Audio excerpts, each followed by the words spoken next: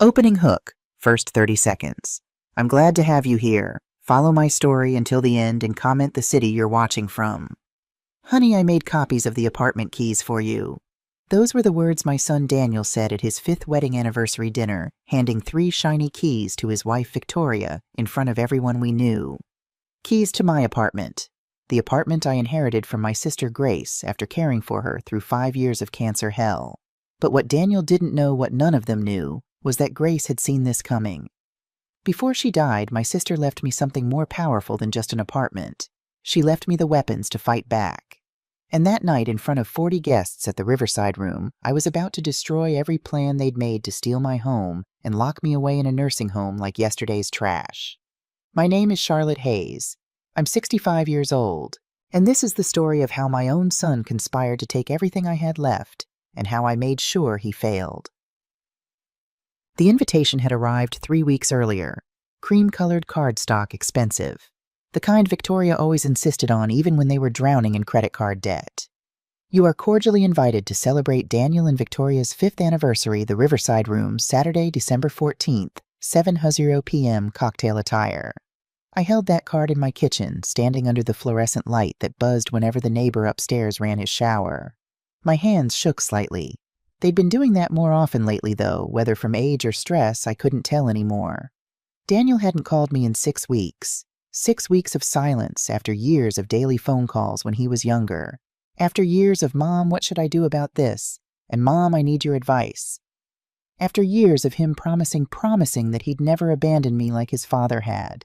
The last time we'd spoken, he'd said something that still kept me awake at nights. Mom, you need to understand I have my own life now. I can't keep supporting you forever. Supporting me. As if the 4 years I'd spent caring for his Aunt Grace, the woman who'd raised him as much as I had, was some kind of vacation. As if I'd been living it up while my sister's body slowly destroyed itself from the inside out.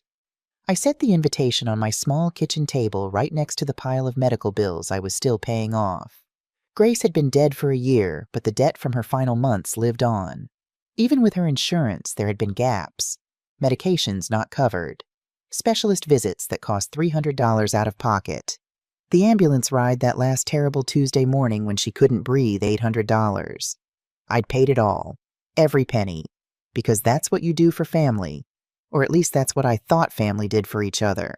My cousin Patricia Trish, as she insisted everyone call her, had been strangely attentive in those final months.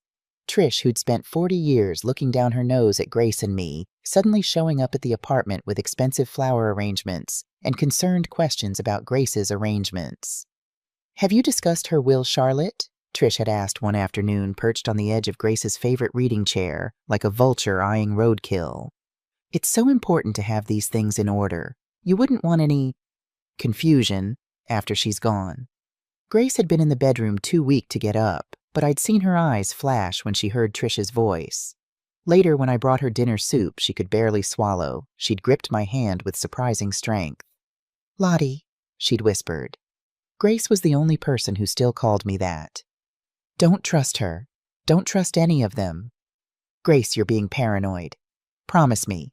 Her eyes, sunken and ringed with dark circles, burned with an intensity that made my breath catch. Promise me you'll fight. When the time comes, promise me. I'd promised. I'd held my sister's hand and promised her I'd be strong. I just hadn't known then what I'd be fighting against. Now, standing in my kitchen with that cream-colored invitation, I felt something twist in my gut. Instinct. The same instinct that told you when a storm was coming, or when you'd left the stove on, or when someone was lying to your face with a smile. Something was wrong. I picked up my phone and called Daniel. It rang 6 times before going to voicemail. Hey, Mom. His recorded voice was cheerful, energetic. The voice of the son I used to know. Can't get to the phone right now, but leave a message and I'll call you back. He wouldn't. I knew he wouldn't, but I left a message anyway. Daniel, it's Mom. I got your invitation. I'll be there. I hope you're doing well. I miss you, honey. Call me when you can. My voice cracked on that last part. I hated how weak I sounded. How desperate. I was 65 years old, not some helpless child. I'd raised Daniel alone after his father Michael walked out when the boy was 4. I'd worked 2 jobs, receptionist at doctor. Morrison's dental practice during the day, data entry at home at night to keep us afloat. I'd helped Daniel with homework, attended every parent-teacher conference, cheered at his soccer games, even when I was so exhausted I could barely stand. I'd sacrificed everything for that boy, and now he couldn't even return my phone calls. I looked around my apartment. Grace's apartment, really. I still thought of it that way, even though it had been legally mine for a year. The lease Grace had signed decades ago, back when this neighborhood was affordable. Rent stabilized, thank God, which meant I paid $900 a month instead of the $3,000 these apartments went for now. The walls were still painted the soft cream color Grace had chosen. Her books lined the shelves in the living room, classics, poetry, mystery novels she'd collected over a lifetime of teaching. Photographs covered the walls, Grace and me as children under that oak tree back in Connecticut. Grace at her college graduation. Grace and me with Daniel when he was small, his gap-toothed grin lighting up the frame. That little boy had loved his Aunt Gracie. He'd clung to her legs when she came to visit, demanded she read him stories, saved his best artwork from school to show her. What had happened to him? Or more accurately, what had Victoria done to him? I'd liked Victoria at first. She'd seemed good for Daniel, ambitious, polished, confident, in ways my shy son had never been. She worked in marketing for some international firm, wore designer clothes, always knew the right wine to order at restaurants. But Grace had seen through her immediately. That woman has snake eyes, Grace had told me one night about 6 months before she died. She'd been having a good day, strong enough to sit up in bed, and we'd been looking at photos from Daniel and Victoria's engagement party. Look at this picture, Lottie. Really look at her. I'd studied the photo. Victoria in a champagne-colored dress that probably cost more than my monthly rent, her arm around Daniel's waist, smiling at the camera. Her teeth were perfect. Her makeup was flawless. Her eyes didn't match her smile. She looks happy to me, I'd said, not wanting to believe what Grace was suggesting. She looks like someone who just closed a business deal. Grace had set the photo down on her nightstand with a dismissive flick of her wrist. Mark my words, little sister. That woman didn't marry Daniel for love. She married him for what she thinks he'll give her. Grace, that's harsh. I'm dying, Lottie. I don't have time for politeness anymore. She'd smiled then, that sad, knowing smile that broke my heart every time. I hope I'm wrong. For Daniel's sake, I really hope I'm wrong. She hadn't been wrong. 3 days after that conversation, I'd overheard something I wasn't supposed to hear. It was a Thursday afternoon. Daniel had come to visit, one of his increasingly rare visits, and I'd stepped out to pick up Grace's prescriptions from the pharmacy downstairs. I'd forgotten my phone and had to come back up. I'd opened the apartment door quietly, not wanting to wake Grace if she was sleeping. Daniel's voice had carried from the living room, sharp with frustration. I know, Victoria, but I can't just tell Mom to put her in a hospice facility. Not yet. Silence. He was on the phone. Because it's too soon, she'll know something's wrong. First I need to convince her that Grace would be better off with professional care, that Mom can't handle it anymore. My hand had frozen on the doorknob. Yes, I talked to Aunt Trish. She says once Grace passes, we can petition for guardianship. If we can show Mom's not mentally fit to live alone. She's over 60, hasn't worked in years, spent all her time caring for a terminal patient. Any judge would... I'd dropped my keys. The clatter had echoed in the hallway. Daniel had appeared in the living room doorway, his face pale. Mom, I forgot my phone. My voice had sounded strange, distant, like it was coming from underwater. What were you talking about, Daniel? Nothing, just work stuff. Conference call. He'd smiled, but it hadn't reached his eyes. Victoria's smile. How's Aunt Grace? Sleeping. I'd walked past him into the apartment, not trusting myself to look at him. You should go. I'm sure you're busy. Mom? Go, Daniel. He'd left, and I'd stood in the middle of Grace's living room, shaking so hard I'd had to sit down on the floor. Guardianship. Mentally unfit. Petition. My own son was planning to have me declared incompetent. I'd crawled to Grace's bedroom door, pushed it open quietly. She was awake, watching me with those knowing eyes. You heard, she'd said. Not a question. I'd nodded, unable to speak. Come here, Lottie. I'd gone to her bedside and she'd taken my hand in both of hers. Her skin was paper-thin, bruised from all the IV needles, but her grip was strong. Listen to me very carefully, Grace had said. In my closet top shelf, there's a manila envelope. Don't open it until after I'm gone, after the funeral. Do you understand? Grace what? Promise me, Charlotte. Promise me you won't open it until after the funeral. I promise. Good. She'd closed her eyes, exhausted from the effort of speaking. It's all there. Everything you need. I've taken care of it, little sister. I've taken care of everything. At the time, I hadn't understood what she meant. Now, a year later, standing in this apartment that Daniel wanted to steal from me, I understood perfectly. Grace had known. Somehow she'd known exactly what was coming, and she'd left me the weapons to fight back. To understand how I got here, to understand why Grace left me what she did, you need to know our story, Grace and me, the Hayes sisters. We grew up in Fairfield, Connecticut, in a small house with thin walls and a backyard where Grace planted orange geraniums that bloomed impossibly bright every summer. Our father worked construction. Our mother cleaned houses for the wealthy families in the nicer neighborhoods, coming home with her knees aching and her hands raw from bleach. Grace was 8 years older than me, which meant she'd been my second mother for as long as I could remember. While our parents worked dawn to dusk, Grace braided my hair with pink ribbons she bought with her allowance. She taught me to read under that oak tree in our yard, using her finger to trace the words in books she'd borrowed from the public library. "Sound it out, Lottie," she'd say patiently when I stumbled over a difficult word. "You can do it. You're so smart."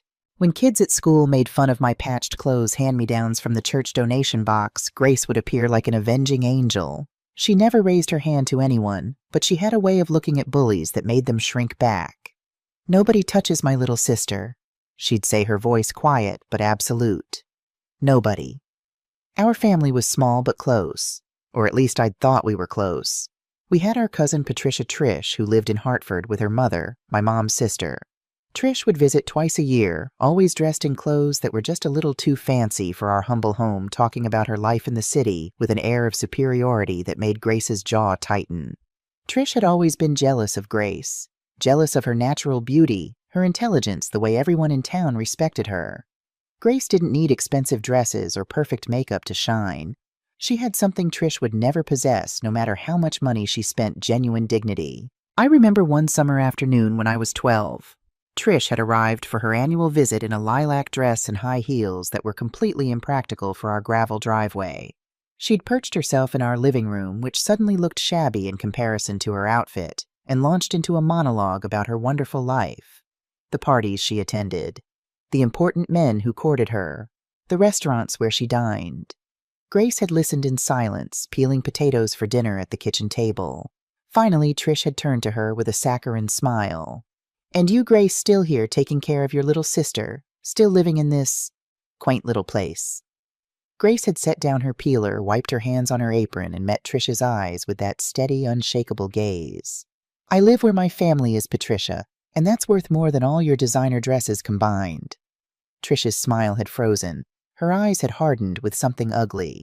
She never forgave Grace for that answer, never forgave my sister for having something money couldn't buy. The years passed. Grace fulfilled her dream of becoming an elementary school teacher. She worked 3 jobs to put herself through college, waitressing at night, tutoring on weekends, working the library desk between classes. She graduated summa cum laude and got a position at Jefferson Elementary in Manhattan, teaching 3rd grade. I married young. Too young, probably. Michael Hayes seemed charming at 23, tall, handsome, with big dreams about starting his own contracting business. We married when I was 25, and Daniel was born when I was 29. For 4 years, we were happy. Or at least I thought we were happy. Then, one January morning before the sun came up, I woke to find Michael's side of the bed empty. His duffel bag was gone. His work boots were gone. On the kitchen table, he'd left a note written on the back of a gas station receipt. "I can't do this anymore. I'm sorry." That was it. 15 words to end a marriage. 15 words to abandon his 4-year-old son. I sat at that kitchen table until sunrise, holding that receipt in my shaking hands, listening to Daniel call out from his bedroom, "Mommy, is Daddy making breakfast?" I didn't know how to tell him, didn't know how to explain that Daddy wasn't making breakfast, that Daddy wasn't there, that Daddy had decided his family was too much trouble and walked away without even saying goodbye. I was still sitting there paralyzed when my apartment buzzer rang at 7:30 a.m. It was Grace. 2 suitcases at her feet, her hair pulled back in a practical ponytail, wearing jeans and a warm sweater. "I'm here to help with Daniel," she'd said simply, as if she hadn't just abandoned her own apartment in Manhattan, her stable job, her comfortable life, just to rescue me from my disaster. Grace moved in with us that day. She stayed for 2 full years. She took care of Daniel while I fell apart, while I cried myself to sleep every night, while I stared at the walls and wondered how I was going to survive as a single mother with no college degree and a stack of bills Michael had left behind. Grace got me a job as a receptionist at Dr. Morrison's dental practice. She watched Daniel during my shifts. She helped him with his preschool homework. She read him stories before bed, the same stories she'd once read to me under that oak tree. Daniel adored his Aunt Gracie. He'd wait by the window for her to come home from substitute teaching gigs, then run to hug her legs the moment she walked through the door. Aunt Gracie, guess what I learned today?" And Grace would scoop him up, swing him around, listen to his excited chatter about letters and numbers and the frog he'd seen at the park. She taught him values I was too depressed and exhausted to instill. She taught him about kindness, about respect, about what it meant to be a good man. "Real men protect the women they love, Daniel," she'd tell him while he sat on her lap, his small hands playing with her necklace. "They don't abandon them. They don't walk away when things get hard. Promise me you'll never be like your father." And Daniel, my sweet little boy, with his gap-toothed smile and enormous brown eyes, would nod solemnly. "I promise, Aunt Gracie. When I grow up, I'm going to work really hard and buy Mommy a huge house with a pool and a puppy." Grace would hug him tight, her eyes meeting mine over his head, and in that moment I'd feel like maybe, just maybe, everything would be okay. I believed him. We both believed him. That little boy had a pure heart. What happened to that child? At what point did he become the man who would betray me in the cruelest way possible? Grace never married. She said she'd never met anyone who could compete with her real love teaching. For 30 years, she shaped young minds at Jefferson Elementary. Her students adored her. Parents requested her specifically. She won Teacher of the Year 3 times. And she saved. Every penny she could, Grace saved. She lived modestly. A small rent-stabilized apartment in the Bronx that she'd had since her 20s. She shopped at thrift stores. She packed her lunch instead of eating out. She didn't take expensive vacations or buy designer clothes. She saved because she had a dream to own a home. Something that was truly hers. Something nobody could take away. When Grace turned 55, she finally had enough for a down payment.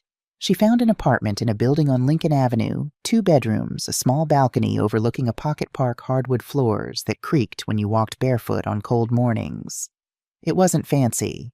The neighborhood was transitioning, as real estate agents like to say, but it was hers. The day she signed the papers, Grace was radiant. I met her at the lawyer's office, and when she walked out with those keys in her hand, she looked like a woman who'd climbed Everest. "Lottie," she'd said, her voice thick with emotion, "this place will be yours someday. Everything I have is yours. You're my family, my sister, my whole life." I'd cried. Standing there on the sidewalk outside that lawyer's office, I'd cried so hard I'd gotten mascara all over Grace's nice blouse. "I don't deserve you," I'd sobbed. "I don't deserve such an amazing sister." Grace had pulled back, gripped my shoulders, looked me straight in the eyes. "You survived Charlotte. You raised Daniel alone. You worked yourself to the bone. You never gave up, not once, even when you wanted to. You deserve everything." Trish had been at the celebration that evening. Of course she had. She showed up to major family events with her forced smile and empty congratulations, her eyes always calculating, always assessing value. I'd watched her tour Grace's new apartment, touching the walls like she was testing the paint opening cabinets in the kitchen, asking pointed questions about square footage and property taxes and building regulations. "It's a lovely starter home," Trish had said, her tone making it clear she thought it was anything but lovely. "Though, of course, in this neighborhood, well, I'm sure the property values will improve eventually." Grace had smiled tightly. "It's perfect for me." "Oh, absolutely. I just meant, well, you know how I worry about family security. Have you thought about updating your will now that you own property? It's so important to have everything in order." Even then, 5 years before she got sick, Trish had been circling like a vulture. Grace had changed the subject. But later, when it was just the 2 of us cleaning up after the party, she'd said something that stuck with me. Trish isn't interested in my well-being, Lottie. She's interested in my assets. Remember that. I wish I'd paid more attention to that warning. 5 years after Grace bought her apartment, she started getting sick. At first, it was small things. Stomach pains she dismissed as stress. Fatigue she attributed to too many years teaching energetic 8-year-olds. A loss of appetite that made her clothes hang loose on her frame. By the time she finally went to the doctor, it was too late. Pancreatic cancer. Stage 3B. Inoperable. The oncologist had been gentle but honest, 6 months to a year, depending on how she responded to treatment. Grace had taken the news with characteristic calm. She'd asked practical questions about chemotherapy schedules and pain management and prognosis statistics. She'd taken notes in her neat teacher's handwriting. Then she'd driven to my apartment, walked through my door, and collapsed in my arms. "I'm scared, Lottie," she'd whispered. "I'm so scared." I'd held my sister and felt my world tilt on its axis. Grace strong, unshakable. Grace was going to die. I quit my job immediately. By then I was 60, close to retirement anyway. Daniel was 28, settled in his job at a tech company engaged to Victoria. He was an adult. He could take care of himself. Grace needed me. "I'll help you financially, Mom," Daniel had said when I told him my plan. He'd hugged me tight, and for a moment he was my little boy again. "Go take care of Aunt Grace. Don't worry about anything." He'd kept that promise. For 3 months. 3 months of sending me $1,200 a month to help with medical expenses and food and the 1,000 little costs that come with terminal illness. Then the money started to trickle off. 1,200 became 600. 600 became 300. Then nothing. When I called to ask what was wrong, Daniel always had excuses. Problems at work. Unexpected expenses.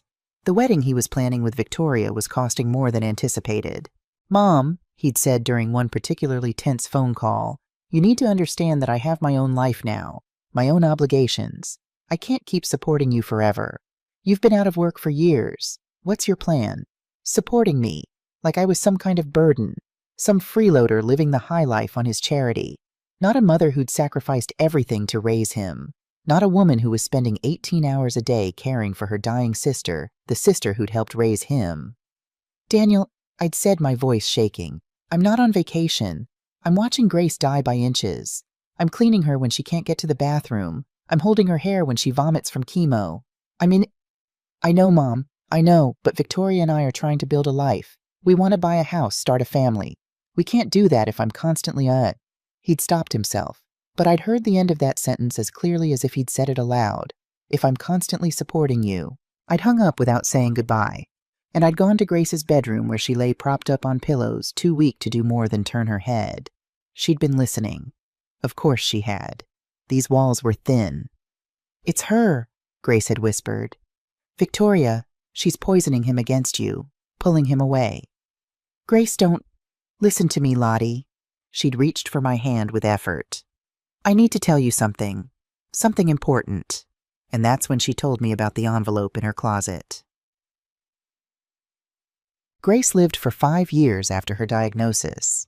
5 years that were supposed to be 6 months. She defied every statistic, fought through countless rounds of chemotherapy, refused to give up. But cancer doesn't care about fighting spirit. Eventually it wins. The final weeks were the hardest. Grace in constant pain despite the morphine. Her body failing system by system. Her brilliant mind trapped in a shell that was slowly shutting down. Trish started visiting more frequently in those final months, and she never came alone. She always brought Victoria. The two of them would arrive together, Trish with her designer handbag and Victoria with her perfect makeup, and they'd sit in the living room talking in low voices. Whenever I entered, they'd fall silent abruptly, smile at me with false warmth, ask how Grace was holding up. I'd started to notice them taking inventory. Victoria would photograph the apartment ostensibly to show Daniel how everything is, but I'd seen her taking pictures of the wall art, the furniture, even the view from the balcony. Trish would ask pointed questions about the building, about property values, about Grace's arrangements. "Have you discussed what happens to the apartment?" she'd asked one afternoon, her voice dripping with false concern. "These rent-stabilized leases can be tricky. You'll want to make sure everything's in order." Grace had been too weak to come out of her room, but I'd seen her jaw tighten when she heard Trish's voice through the open doorway. Victoria had been more direct. "Charlotte," she'd said one day, cornering me in the kitchen while Trish pretended to organize Grace's medications. "Have you thought about your future when this is all over? And I'm so sorry, but we have to be realistic. You'll need somewhere to live. Daniel and I have been discussing it, and we think maybe a senior living community would be perfect for you. Somewhere with nurses and activities. You'd be so much happier than trying to manage a big apartment alone." I was 61 years old, not some decrepit invalid who needed round-the-clock supervision, but the way Victoria said it with that condescending smile made it clear she'd already made decisions about my life. "This is my home," I'd said quietly. Grace left it to me. Victoria's smile had hardened. "Well, nothing's official yet, is it? We'll see what the will says." Grace died on a Sunday morning. The hospice nurse had left at midnight. I'd sent her home, told her to rest, that I'd call if anything changed. But I knew. Somehow I knew this was the end. I'd sat beside Grace's bed all night, holding her hand, talking to her, even though she was barely conscious. "Remember that oak tree in Fairfield?" I'd whispered. "Remember how you used to braid my hair with those pink ribbons? You made me feel like a Princess Grace. Every single day you made me feel special." Grace's fingers had twitched in mine. Her eyes, when they opened, were cloudy with pain and medication, but I saw recognition there. Love. "Lottie," she'd breathed. "Just my name. Nothing else." "I'm here, Grace. I'm right here. I'm not leaving." She'd smiled. That beautiful smile that had lit up my childhood, my teenage years, my entire life. "Love you," she'd whispered. "Best part of my life." And then as the sun rose and sent golden light streaming through the windows, she'd loved Grace closed her eyes for the last time. I sat there for an hour before I could bring myself to call the hospice service. Sat there holding my sister's hand, watching the light change in her bedroom, memorizing every detail of her face. Grace was gone, and I had never felt so alone in my entire life. I called Daniel at 8:30 a.m. His phone rang 6 times before he answered, his voice groggy with sleep. "Mom?" "What time?" "She's gone, Daniel. Grace is gone." Silence. Then, "I'll be there as soon as I can." He arrived at 11:45, 3 hours later, and he didn't come alone. Daniel walked through the door with Victoria on one arm and Trish on the other, the 3 of them together like some kind of united front. Daniel looked at Grace's body. The hospice service had offered to send someone immediately, but I'd asked them to wait, needing a few more hours with my sister, and his face remained impassive. No tears, no grief, just a slight tightening around his eyes. "We should arrange the funeral," he'd said mechanically. Victoria had put her hand on his shoulder, a gesture that looked supportive but felt possessive. Trish had immediately started opening drawers and cabinets. "I'm looking for important documents," she'd explained when I'd stared at her in disbelief. "Will insurance policies, that sort of thing. We need to get everything in order." Get everything in order. My sister had been dead for 3 hours, and they were already looking for her paperwork. The funeral was small. Grace had outlived most of her relatives, and many of her teaching colleagues had retired and moved away. A handful of former students came, now adults, to pay their respects. Some neighbors from the building. The hospice nurse who'd been so kind in those final weeks. Trish had taken charge of the arrangements. She'd chosen the cheapest casket despite my protests. Grace would want something simple, she'd insisted. No point wasting money on someone who's gone. Wasting money. Grace had spent her entire life saving, working, building something with dignity, and Trish wanted to bury her in a cardboard box. I'd fought for a better casket. Oak with brass handles. Something that honored the woman my sister had been. I'd paid for it myself using the last of my savings. At the wake, I'd overheard a conversation I wasn't supposed to hear. I'd been in the bathroom at the funeral home when Victoria and Trish had entered the hallway, just outside their voices carrying through the thin door. "Did you talk to the lawyer?" Victoria had asked urgently. "Yes, but he says we have to wait for the official will reading," Trish had replied, frustration sharp in her tone. Apparently, Grace had everything locked down tight. "Doesn't matter. Grace had nobody but Charlotte, and Charlotte doesn't have the legal capacity to manage property. She's too old, too. Fragile. We can argue she's not mentally fit to administer an estate." "And Daniel agrees." Victoria's laugh had been cold. "Daniel does whatever I tell him to do, Patricia. I just need to keep convincing him that his mother needs professional care. He's already halfway convinced she's losing it. They'd laughed, both of them, standing in the hallway of a funeral home laughing about their plan to destroy me. I'd stayed in that bathroom for 10 minutes after they left, gripping the sink, staring at my reflection in the mirror. My face was pale. Dark circles shadowed my eyes. My hair, more gray than brown, now needed styling. I looked old, tired, defeated. But I wasn't defeated. I was angry. And I remembered Grace's words. Promise me you'll fight. I left that bathroom with my head held high. I stood beside Grace's casket and spoke to her silently. I'm not going to let them win, Grace. I promised you, and I keep my promises. 3 days after the funeral, I finally opened the envelope. Grace had made me promise not to open it until after the funeral, and I'd kept that promise. But now, alone in the apartment that felt too quiet without her, I went to her closet. Top shelf, she'd said. Behind the boxes of old teaching supplies she'd never quite managed to throw away. The manila envelope was thick, heavy. My name written on the front in Grace's careful teacher's handwriting, Charlotte Hayes, important. I took it to the kitchen table, made myself a cup of tea I didn't drink, and opened it with shaking hands. Inside a letter, 5 pages front and back in Grace's handwriting, legal documents, a small digital voice recorder, a USB drive, and a business card, Arthur Goldstein, attorney at law. I started with the letter. My dearest Lottie, if you're reading this, I'm gone. Please don't cry for me. I had a wonderful life because of you. You were the best part of everything, little sister.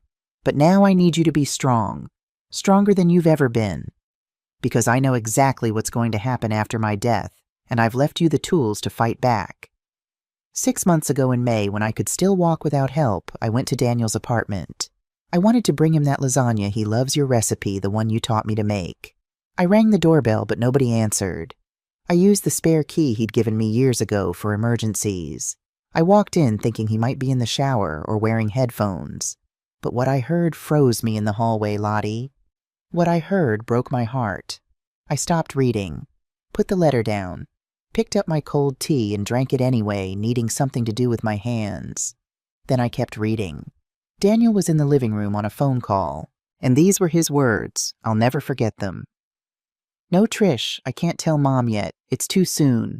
First, I need to convince her that Aunt Grace should be in hospice care, that she can't handle taking care of her anymore. There was a pause. Then, yes, I talked to Victoria. She says once Aunt Grace passes and the doctors say it'll be soon, we can petition the court to have Mom declared mentally unfit to live alone. She's over 60, hasn't worked in years, spent all her time caring for a terminal patient. Any judge would agree she needs supervised care. Another pause. My hand on the voice recorder app on my phone capturing every word. The apartment's worth at least $500,000 now. This neighborhood's gentrifying fast. If we sell it and put Mom in a budget facility, Victoria found one in Queens that's only $1,500 a month, we'd clear over $400,000 after expenses. You'd get your share as a blood relative, and Victoria and I would use ours for the down payment on that house in Westchester we've been looking at. Lottie, I didn't run. I should have. But I stood there in his hallway for 48 minutes and recorded the entire conversation. Victoria joined him in the living room partway through. Trish was on speakerphone. All 3 of them planning every detail of how to rob you. I had to stop reading again. My hands were shaking so badly the pages rattled. Daniel, my son, my baby. He'd planned this. Not in a moment of weakness or confusion. He'd planned it with Victoria and Trish. Planned to have me declared mentally incompetent. Planned to steal my home. Planned to lock me in some cheap facility where I'd die alone and forgotten. All so he could buy a house in Westchester. I wanted to vomit. Instead, I kept reading. I went immediately to Arthur Goldstein. He's a lawyer, a good one. I showed him the recordings and told him everything. He helped me protect you, Lottie. The apartment is now in an irrevocable living trust. You are the lifetime beneficiary and the sole administrator. Nobody can sell it. Nobody can force you out. Nobody can make decisions about it without your explicit notarized consent, witnessed by 2 independent attorneys.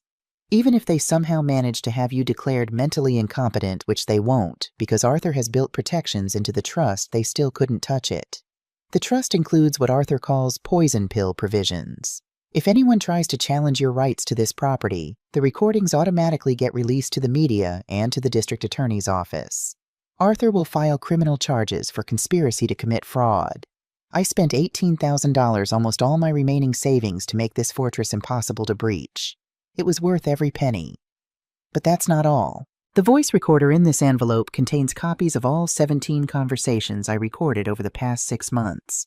17 times they discussed their plans, refined their strategy, talked about you like you were an obstacle to be removed. Listen to them when you're ready. They're painful, I know, but you need to understand who you're fighting. I also recorded a video. It's on the USB drive. In that video, I explain everything I discovered. I show the proof. I have 3 doctors certifying that I was of sound mind when I created the trust. I call Daniel, Victoria, and Trish out by name and describe their conspiracy in detail.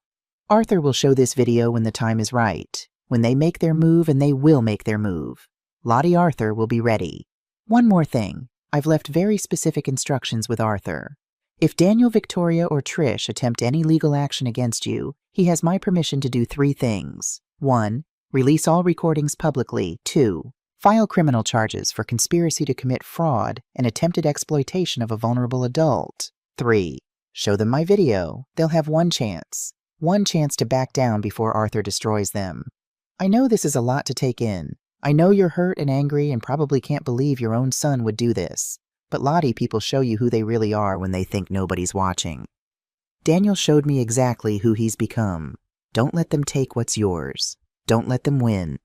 You are stronger than you think, more valuable than they made you believe, more loved than they can ever understand. This apartment is yours, little sister. Every book on these shelves, every photograph on these walls, every memory these rooms hold, it's all yours. Not because I'm gone, but because you earned it. You earned it by loving me through the hardest years of my life. You earned it by sacrificing your own future to give me dignity in death. Live here. Be happy.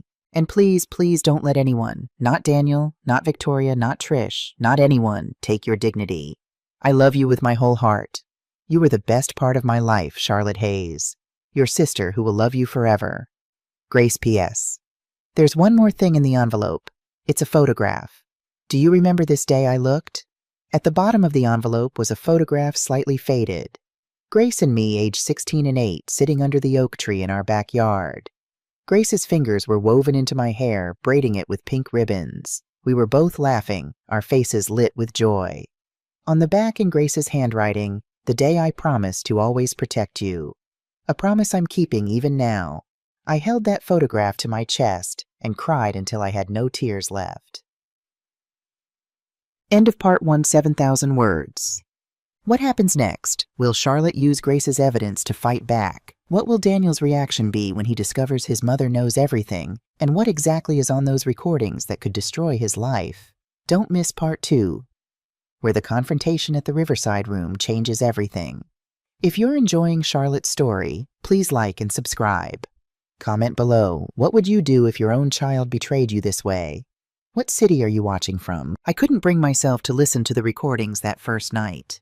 The letter was enough, more than enough. Instead, I sat on Grace's balcony, my balcony now, and watched the sun set over the pocket park across the street. A young mother pushed her toddler on the swings. An elderly man walked his dog. Life continued indifferent to my pain. My phone buzzed. A text from Daniel. Mom, Victoria, and I are planning our anniversary dinner. We'd love for you to come. I'll send details soon. Love you. Love you. 2 words that used to fill my heart. Now they just made me feel hollow. I didn't respond. Instead, I called the number on Arthur Goldstein's business card. He answered on the second ring. Goldstein and Associates. Mr. Goldstein, my name is Charlotte Hayes. I'm Grace Hayes' sister. I just read her letter. A pause. Then his voice warm and somehow comforting. Charlotte, I've been waiting for your call. I'm so sorry for your loss. Grace was an extraordinary woman. She told me about the trust, about the recordings, about everything. She did, and she made me promise to protect you. That's exactly what I intend to do. Can we meet? I need to understand what happens next. Of course. Are you free tomorrow morning? Say 10 o'clock, my office is on Madison Avenue. Arthur Goldstein's office was nothing like I'd expected. I'd imagined cold glass and steel intimidating artwork, the smell of expensive leather and power. Instead, I found warm wood paneling, overstuffed armchairs, and shelves lined with law books that actually looked red. Photographs covered one wall Arthur with what I assumed was his family. 3 children, multiple grandchildren, a woman with kind eyes who must have been his wife. Arthur himself was in his early 70s with completely white hair and eyes that crinkled at the corners when he smiled. He stood when I entered, came around his desk, and took both my hands in his. "Mrs. Hayes," he said gently. "Charlotte, please sit. Can I get you coffee?" "Tea. Tea would be nice, thank you."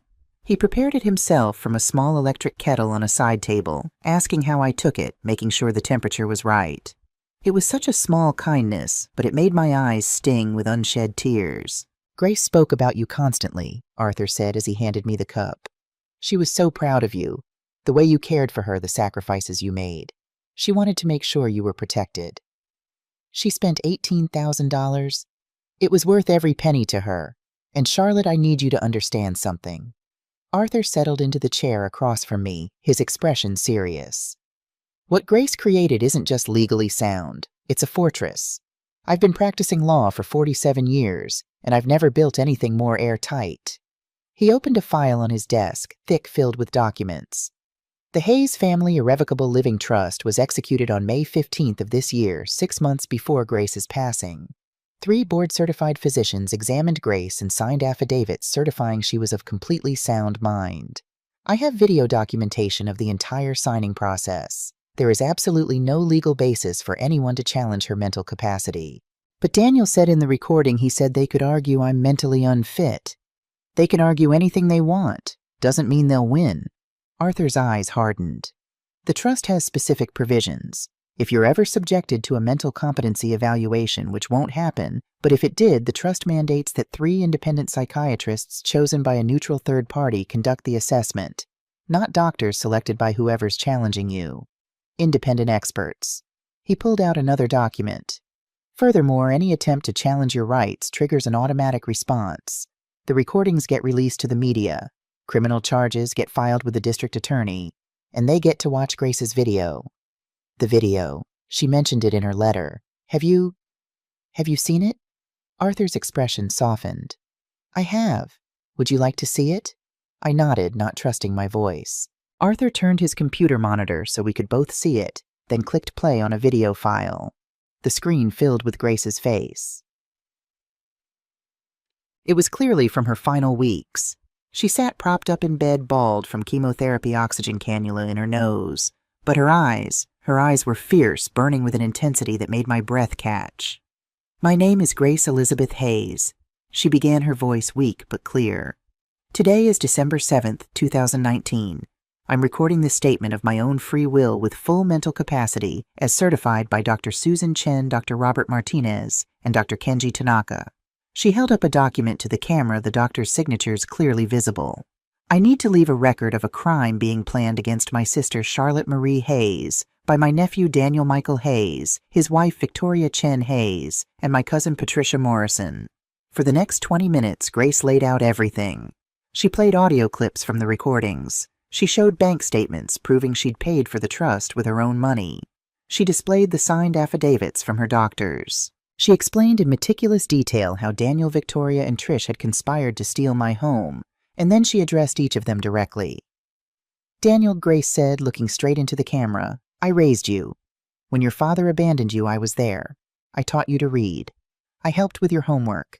I came to every soccer game, every school play, every parent-teacher conference when your mother had to work. I told you that real men protect the women they love. You promised me you'd never abandon your mother like your father did. You broke that promise in the cruelest way possible. You didn't just abandon her. You conspired to rob her, to have her declared mentally incompetent and locked away so you could buy a house in the suburbs. You sold your mother's freedom for a down payment. That makes you worse than your father ever was." The screen showed Grace's hands trembling slightly, but her voice remained steady. "Patricia Morrison," she continued, "we've known each other our whole lives. You've envied me for decades, envied what you thought I had, but you never understood that the things you envied, respect, love, dignity, aren't things you can steal. You can't take them from Charlotte any more than you could take them from me. You're a hollow woman in expensive clothes, Patricia, and stealing from your cousin won't fill that emptiness inside you." Grace took a labored breath before continuing. "And Victoria Chen Hayes, you're the worst of all. You have no excuse of family history, no claim of misguided love. You saw a weak man with a generous mother, and you saw opportunity. You isolated Daniel from his family. You convinced him his mother was a burden instead of a blessing. You turned him against the woman who gave him life. You're a predator, Victoria. And I hope every word I'm saying haunts you for the rest of your life." The camera zoomed in slightly on Grace's face. "Charlotte, little sister, if you're watching this, it means they tried to hurt you and you had to fight back. I am so incredibly proud of you. Not because you're fighting, but because you're strong. Strong enough to survive Michael leaving. Strong enough to raise Daniel alone. Strong enough to care for me through 5 years of hell. You are stronger than you know, more valuable than they made you believe, and more loved than they can ever understand." Grace held up a key, the key to this apartment. "This is yours. Everything in this apartment is yours. The books I collected over a lifetime, the photographs of our childhood, the furniture I chose with such care, the view from this balcony that I loved so much. It's all yours, Lottie. Not because I'm dead, but because you earned it. You earned it through love and sacrifice and unwavering devotion." Her voice cracked slightly. "Live here. Be happy. Fill these rooms with laughter again. And please, please don't let anyone take your dignity. Dignity is the one thing they can never steal unless you give it away." Grace looked directly into the camera one last time. "I love you, Charlotte. You were the best part of my life. Every single day with you was a gift." The screen went black. I sat in Arthur's office, tears streaming down my face, unable to speak. Arthur handed me a box of tissues, then sat quietly while I cried. He didn't rush me, didn't offer platitudes. Just sat there, a kind presence, letting me grieve. Finally, when I could speak, I whispered, "She knew. She knew exactly what they were planning." "Grace was an extraordinary woman," Arthur said softly. "She loved you so much that she used her final months when she was in terrible pain to protect you. That's the kind of love most people never experience in their entire lives." "What happens now?" Arthur leaned forward. "Now we wait. They'll make their move soon. The anniversary party Daniel mentioned in his text, that's likely when they'll reveal their plan. They'll present it as a generous gesture, wanting to help you, take care of you. They'll try to manipulate you in public in front of witnesses so you feel pressured to agree. And when they do," Arthur's smile was sharp, "then we spring our trap." The formal invitation arrived 1 week later, just as Arthur had predicted. Cream cardstock, expensive printing, gold embossing. "You are cordially invited to celebrate Daniel and Victoria's 5th anniversary, the Riverside Room, Saturday, December 14th, 7:00 p.m., cocktail attire. Please RSVP by December 7th. I stared at that invitation for a long time. Part of me wanted to throw it away, to refuse to attend, to cut them out of my life completely. But the bigger part, the part that remembered Grace's fierce eyes in that video, wanted to fight. I called Arthur. "They sent the invitation. Expected. Are you going to attend?" "Yes." "Good. I'll come with you." "Arthur, you don't have to." "Charlotte, I made a promise to Grace. I intend to keep it. Besides," his voice took on a hint of satisfaction, "I haven't had a case this righteous in years. I'm rather looking forward to it." "What should I bring?" "Nothing. I'll handle everything. You just need to be brave." "Can you do that?" I thought about Grace. About her teaching me to read under that oak tree. About her moving in with me when Michael left. About her spending her final months protecting me even while dying. "Yes," I said, "I can be brave." The 2 weeks before the anniversary dinner were the longest of my life. Daniel called twice. Both times I let it go to voicemail. "Hey, Mom, just checking if you got the invitation. Victoria's so excited for you to come. It's going to be a really special night. Call me back." Special. Yes, I'm sure it would be special. The second message was similar, but with a slightly worried edge. "Mom, you haven't RSVP'd yet. Is everything okay? Please call me. We really want you there." I almost called him back. Almost picked up the phone and said, "Daniel, I know everything. I know what you're planning. How could you do this to me?" but Arthur had advised against it. Let them think they have the upper hand, he'd said. Let them walk into their own trap. I focused on other things. I went through Grace's belongings, boxing up clothes to donate, but keeping the items that mattered. Her favorite sweater, soft from years of washing. Her collection of poetry books with notes in the margins. Her reading glasses, which I couldn't quite bring myself to throw away. I found a photo album I'd never seen before. Grace must have made it in those final months. Pictures of us throughout our lives. The two of us as children. Me holding baby Daniel. Grace with Daniel at his elementary school graduation. The three of us at Daniel's college graduation, his arms around both of us, all of us smiling. That young man in the photograph looked so different from the person who'd conspired to rob me. When had he changed? When had Victoria's influence become stronger than everything Grace and I had taught him? Or had he always been capable of this, and we'd just refused to see it? 3 days before the anniversary dinner, I finally listened to the recordings. All 17 of them. I made tea, sat on the couch with Grace's reading blanket around my shoulders, and pressed play on the first file. Daniel's voice filled the apartment. No, Trish, I can't tell Mom yet. It's too soon. I listened to all of them over the course of 6 hours. By the end, I was numb. They'd discussed everything. Which psychiatrist to bribe for a diagnosis of dementia? Which nursing home to put me in nothing fancy? We need to minimize monthly costs to maximize our profit. How to sell the apartment quickly. Patricia knows a developer who'll pay cash, no questions. How to divide the money. 1/3 to Patricia as a blood relative, 2/3 to us. In one recording from April, Victoria's voice was particularly cold. Daniel, your mother made her choices. She married a loser who abandoned her. She never went to college, never built a career. She spent her whole life making bad decisions. Why should we suffer because of her failures? We deserve that house in Westchester.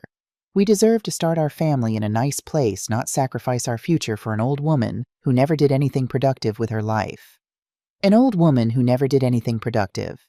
I'd raised Daniel alone, worked 2 jobs, put food on the table, clothes on his back, paid for his school supplies and soccer uniforms and college application fees. I'd sacrificed dates and friendships and any chance of a life of my own to make sure he had everything he needed.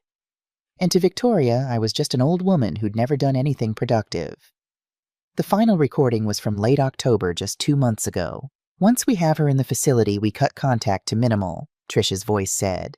Monthly phone calls maybe. No visits unless absolutely necessary. She'll be too sedated to cause problems anyway. Victoria laughed.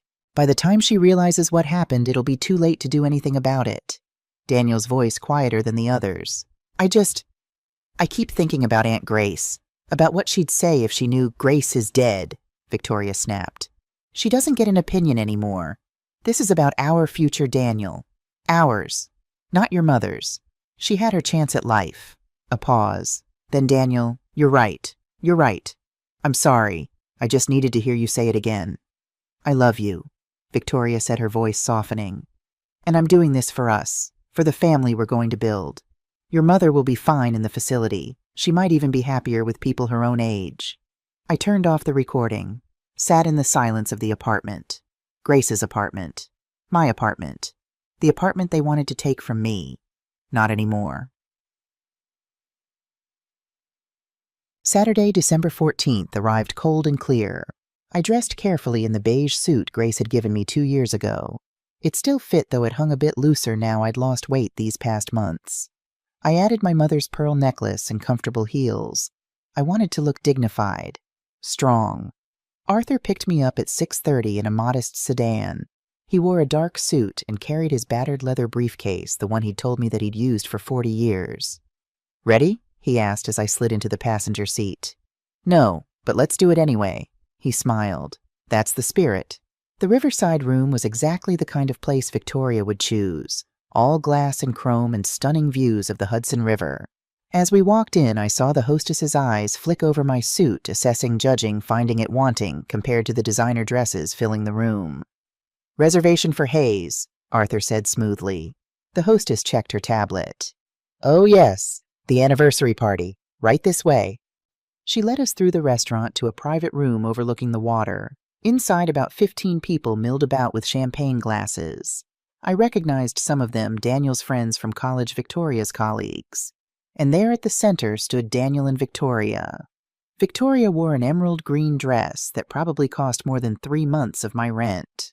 Cartier jewelry glittered at her throat and wrists. Her hair was professionally styled, her makeup flawless. She looked like success, like power, like everything I wasn't. Daniel wore a gray Hugo Boss suit. He looked nervous, his eyes darting around the room, checking details, making sure everything was perfect. When he saw me, his face lit up. "Mom, you came." He hurried over, pulled me into a hug. He smelled like expensive cologne and hair product. When had my son started wearing cologne? "Of course I came," I said, my voice steady. "I wouldn't miss your anniversary." Victoria appeared at his elbow, her smile bright and false. "Charlotte, you look lovely. That suit is so classic." Classic, the kind word for outdated. "Thank you, Victoria. You look beautiful." "And who's this?" Victoria's eyes had locked onto Arthur, calculating. "Arthur Goldstein," Arthur said, extending his hand. "I'm a friend of the family. I knew Grace for many years. Charlotte was kind enough to invite me." I saw the flicker of concern in Victoria's eyes. A lawyer. That wasn't part of their plan. "How wonderful," she said, her voice tight. "Any friend of Grace's is welcome." We were guided to a large round table set for 12. Name cards in elegant calligraphy marked each seat. I was placed between Arthur and a woman I didn't know, one of Victoria's work friends, I assumed. Directly across from me, Trish. My cousin wore a burgundy dress and a smile that made my skin crawl. "Charlotte, it's been too long. How are you holding up?" "It must be so hard living in that apartment all alone. So many memories." "I'm managing," I said evenly. "Well, if you ever need anything, advice about the apartment, help with decisions, you know I'm always here for family." "How kind of you." The meal began. First course oysters Rockefeller, then a salad with pear and candied walnuts, entrees of filet mignon or Chilean sea bass, wine flowing freely. Victoria held court, talking about her thriving business lies according to the background check Arthur had run. Her company was being investigated for fraudulent billing. She'd lost 3 major clients in the past 2 months. Trish chimed in with stories about her latest European vacation paid for with credit cards she couldn't afford, drowning in debt while pretending to be wealthy. Daniel sat beside Victoria, smiling, laughing at the right moments, but I could see the tension in his shoulders. He kept glancing at me, then looking away quickly. He knew. On some level, he knew what was coming. After dessert, an elaborate chocolate creation with gold leaf, the waiters brought out champagne. Veuve Clicquot. I recognized the orange label. $180 a bottle. Daniel stood tapping his glass with a spoon. The room fell quiet. "Thank you all for coming tonight." He began, his voice carrying that rehearsed quality of a prepared speech. "Victoria and I are so blessed to have such amazing friends and family supporting us." He looked down at Victoria with what appeared to be genuine adoration. "Honey, these past 5 years have been transformative. You've made me the man I am today. You've taught me what really matters in life." I almost laughed. Yes, Victoria had certainly taught him what mattered: money and status. "And I want you to know that I'll always take care of you, that you'll always have a home with me." Applause rippled through the room. Victoria beamed up at Daniel, her hand on her heart in a gesture of touched surprise. But I could see the anticipation in her eyes. This was it, the moment they'd been planning. Daniel reached into his jacket pocket and pulled out a cream-colored envelope. My mouth went dry. He opened the envelope with deliberate slowness, building drama. From inside, he withdrew a key ring with 3 shiny brass keys attached to a small blue ribbon. "Honey," Daniel said, his voice thick with emotion, "I had these made especially for you. 3 copies, so you'll never be locked out." He held the keys up for everyone to see. The light caught the metal, making them glint. "These are the keys to our future. Keys to the apartment on Lincoln Avenue." Gasps from the guests who didn't know what was happening. Knowing looks from those who did. Victoria's hand flew to her mouth in that gesture of surprised delight she'd probably practiced in the mirror. "Daniel, oh my God. So you'll always have a place to land." Daniel continued, placing the keys in her palm and closing her fingers around them. "So that place can be ours." More applause, louder this time. Trish was clapping harder than anyone, a huge smile on her face. What a generous son, what a thoughtful husband. One of Victoria's friends leaned over and said loudly enough for half the table to hear, "Is that the apartment his mother inherited, the one worth $500,000?" My hands gripped the edge of the table. This was it, the moment I'd been dreading and preparing for. I stood. The movement was sudden enough that conversation stuttered to a halt. All eyes turned to me. "What an interesting gift," I said, my voice steady despite my racing heart. "Giving away something that doesn't belong to you. That requires a special kind of audacity." Daniel's smile froze. "Mom, we can talk about this later." "No, Daniel. If we're going to make public theater out of my life, then everyone should know the whole story." Victoria's fingers tightened on the keys. Trish set down her wine glass with a sharp click. Arthur stood beside me, opening his briefcase with deliberate movements. "Mom, please." Daniel's voice held a warning note. "Please what?" I met my son's eyes across the table. "Please let you steal my home. Please let you lock me in a nursing home so you can buy a house in Westchester. Please cooperate with your plan to have me declared mentally incompetent." The room erupted in whispers, confused looks. One woman reached for her phone. "I don't know what you're talking about," Victoria said, her voice sharp, but her face had gone pale. "Don't you—" Arthur's voice cut through the murmurs like a knife. "Perhaps we should clarify the situation for everyone here." He set his laptop on the table, connecting it to a small portable speaker.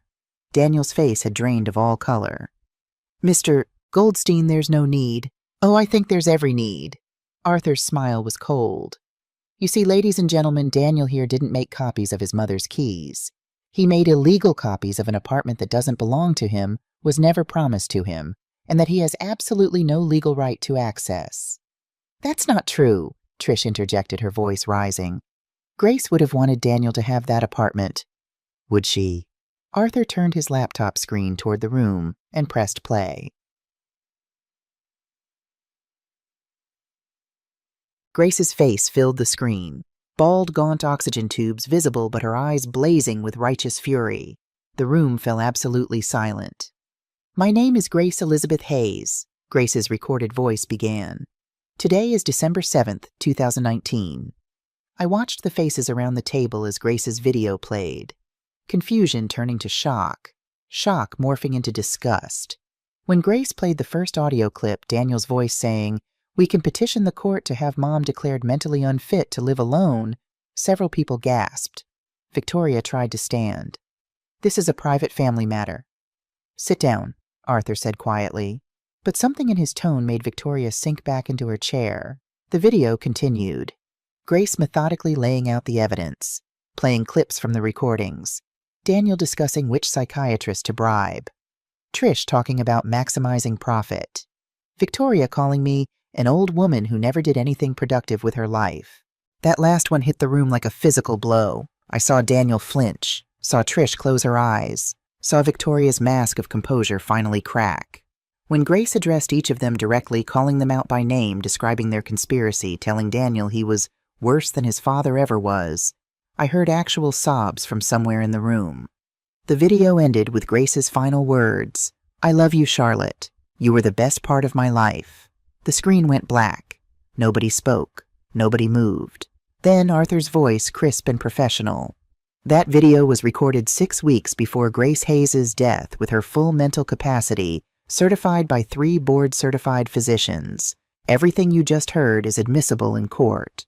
He turned to face Daniel, Victoria, and Trish. The apartment at 847 Lincoln Avenue is held in an irrevocable living trust. Charlotte Hayes is the lifetime beneficiary and sole administrator. Nobody can sell it, claim it, or make decisions about it without her explicit notarized consent. Arthur placed his hand on a stack of documents in his briefcase. "I have here 17 recorded conversations documenting your conspiracy to commit fraud, attempted exploitation of a vulnerable adult, and planning to forge medical documents.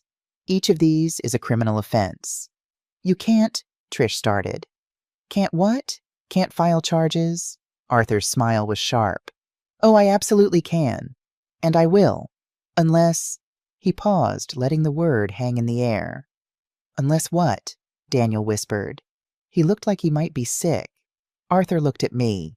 This was my moment. The moment to choose revenge or mercy. I thought about Grace, about her final words, about dignity and love and everything she'd taught me. Unless, I said slowly, you accept my terms right now, all three of you. I pulled out a piece of paper Arthur and I had prepared. Term 1. Daniel, you will publicly acknowledge right now to everyone in this room what you plan to do. Daniel's throat worked. Tears streaked his face. I planned to have my mother declared mentally incompetent so Victoria and I could sell her apartment and use the money to buy a house. I conspired with my wife and my cousin to steal my mother's home. His voice broke on the last word. Several people in the room were crying. Term 2, Victoria, you will apologize. A genuine apology. Victoria's jaw clenched. Her eyes burned with hatred. But she looked at the documents in Arthur's briefcase, at the evidence that could destroy her completely, and spoke. I apologize for my role in this plan. I let greed override decency. I'm sorry. The words sounded like they'd been dragged from her throat with rusty hooks. Term 3, Patricia, you will sign a legal document waiving any and all claims to Grace's estate now and forever. Tricia's face was blotchy with tears, though whether from shame or anger I couldn't tell. I'll sign. Term 4, Daniel, you will attend mandatory therapy. I'll require proof of attendance monthly for the next year. I will. Term 5, Victoria and Patricia, you will have no contact with me for a minimum of 2 years. No calls, no texts, no emails, no visits. Nothing. Agreed, Victoria said through clenched teeth. Fine, Trish whispered. Arthur produced documents from his briefcase. These papers formalize everything Charlotte just stated. Sign them now in front of all these witnesses, or I file criminal charges Monday morning at 9 a.m. His portable notary stamp sat ready on the table. One by one they signed. Daniel's hand shook so badly he could barely write his name. Victoria's signature was angry slashes of ink. Trish cried silently as she signed. Arthur notarized each document with efficient movements. One more thing, I said, looking at the keys still clutched in Victoria's hand. Those keys are illegal copies. Give them to me. Victoria dropped them on the table like they burned her. I picked them up and put them in my purse. Then I looked at my son, really looked at him for what felt like the first time in years. Daniel, I don't know who you've become. I don't know if it's possible for you to find your way back to the person you used to be, but I hope for your sake more than mine that you try. I turned to leave Arthur beside me. Behind us, the party sat in ruins. As we reached the door, Daniel called out, Mom, wait! I stopped but didn't turn around. I'm sorry, he said, his voice wrecked with tears. I'm so sorry. I don't know what happened to me. Neither do I said quietly. But that's something you need to figure out. And then Arthur and I walked out of the Riverside room, leaving behind the wreckage of the family I'd thought I had. The restaurant manager was waiting in the hallway. He looked distressed. Mrs. Hayes, he said, approaching cautiously. I couldn't help but overhear some of what happened in there. I want you to know your meal tonight is completely complimentary. What your sister did for you, that's true love. I'm honored you chose our restaurant for this. His kindness made my eyes sting with tears. Thank you. As Arthur and I walked through the main dining room, I noticed several people watching us. One woman, a grandmother type with kind eyes, reached out and squeezed my hand as I passed. You're very brave, she whispered. Outside, the December air was sharp and cold. I gulped it in, feeling like I could breathe properly for the first time in hours. Arthur's sedan was warm when we got in. He didn't start the engine immediately, just sat there giving me time to process. How do you feel? He finally asked. I don't know. Relieved, angry, sad. I looked at him. Is that normal? After what you just went through, absolutely normal. He started the car. Charlotte, what you did in there that took tremendous courage. Grace would be so proud. I keep thinking, when did Daniel change? When did he become someone who could do this? Maybe he didn't change. Maybe Victoria just revealed what was already there. Arthur pulled out of the parking lot. Or maybe, and this is what I hope, maybe this is his rock bottom. The moment that forces him to look at who he's become and decide to be better. Do you think that's possible? That he could change? I think people can change if they want to badly enough. The question is whether Daniel wants to. Arthur glanced at me. But that's his journey now, not yours. You've done everything you can. The rest is up to him. We drove in silence for a while. The city lights blurred past the windows. "What happens now?" I asked as we neared my building. Now you live your life, Charlotte. You heal. You figure out what makes you happy. You honor Grace's memory by being everything she believed you could be." He pulled up in front of my building, the building that was legally, irrevocably, permanently mine. "Thank you, Arthur, for everything. Thank Grace. She's the one who set this all in motion." He squeezed my hand gently. "But if you need anything at all, you call me. I promised Grace I'd look after you, and I keep my promises." I took the elevator up to the 3rd floor, my legs shaky with adrenaline crash. Inside the apartment, I dropped my purse on the entry table and stood in the middle of the living room. Grace's books on the shelves, Grace's furniture, Grace's photographs on the walls, my books, my furniture, my photographs now. I walked to Grace's picture, the one on the mantel where she was smiling that radiant smile full of life and joy. "I did it," I whispered. "I fought back, just like I promised." My phone buzzed. A text from an unknown number. "The video from tonight is already viral. 2.4 million views and counting. People are calling you a hero. Jessica Victoria's friend from the party." I stared at that text. Someone had recorded the confrontation. Of course they had. In this age, everything gets recorded. Part of me was horrified. My family's dysfunction exposed to millions of strangers. But another part, the part that sounded like Grace, thought good. Let the world see what greed does to people. Let it be a warning. I didn't respond to Jessica's text. Instead, I changed into comfortable clothes, made myself chamomile tea, and curled up on the couch with Grace's reading blanket. Tomorrow, I'd have to figure out what came next. How to rebuild a life. How to navigate the reality of my son's betrayal. But tonight, I just sat in the apartment Grace had protected for me, feeling the weight of her love surrounding me like armor. I'd won the battle. Now I had to figure out how to win the war of healing. The next morning, I woke to 73 missed calls. Most were from numbers I didn't recognize, reporters probably having seen the viral video. 3 were from Trish's number. I deleted those voicemails without listening, and 5 were from Daniel. I stared at his name on my screen. My finger hovered over the voicemail icon. Part of me needed to know what he had to say. The other part, the wounded, angry part, wanted to delete them all and pretend he'd never existed. Grace's voice echoed in my memory. "You're stronger than you think, Lottie." I pressed play on the first message. "Mom," Daniel's voice was hoarse, like he'd been crying for hours. "Mom, I don't even know what to say. I'm so sorry. I'm so fucking sorry. I know that doesn't mean anything right now. I know I don't deserve your forgiveness. But I need you to know I'm leaving. Victoria and we're done. She left an hour ago, packed her things and left. Said I was a coward. Said if I'd handled things better, she wouldn't be losing everything." A bitter laugh. "She's right. I am a coward. I let her convince me that you were a burden instead of my mother, the woman who gave up everything to raise me alone. How did I become this person, Mom? How did I turn into Dad?" The message cut off. I sat on the edge of my bed, phone clutched in my hand, heart pounding. The second message. "It's 3 a.m. I can't sleep. I keep seeing Aunt Grace's face in that video. The way she looked at the camera when she said I was worse than Dad. She was right. Dad left, but at least he didn't try to steal from you first.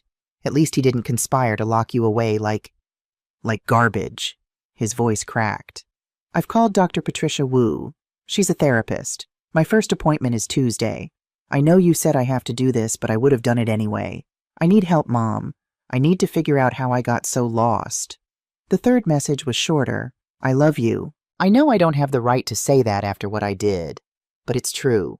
I love you, and I'm going to spend the rest of my life trying to be worthy of being your son again." The fourth message, Victoria's lawyer called. "She wants me to give you a message. She's moving to Philadelphia, taking a job there. She said to tell you that you won, and I hope you're happy. But Mom, there are no winners here. We all lost. I lost my wife, my self-respect, my relationship with you. Victoria lost her career and her reputation. And you had to fight your own son just to keep what was rightfully yours. What kind of family does that to each other?" The fifth message was different, quieter, more thoughtful. "I was cleaning out the closet today, found a box of old photos. There's one of you, me and Aunt Grace, at my 8th grade graduation. You're both smiling so big, so proud. I remember that day.